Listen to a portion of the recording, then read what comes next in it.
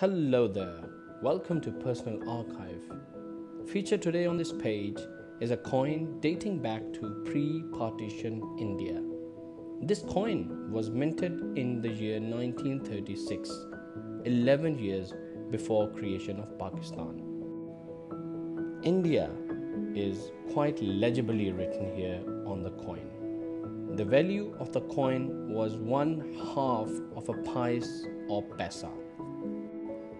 The oriental design on the coin is reminiscent of Mughal rule on the Indian subcontinent.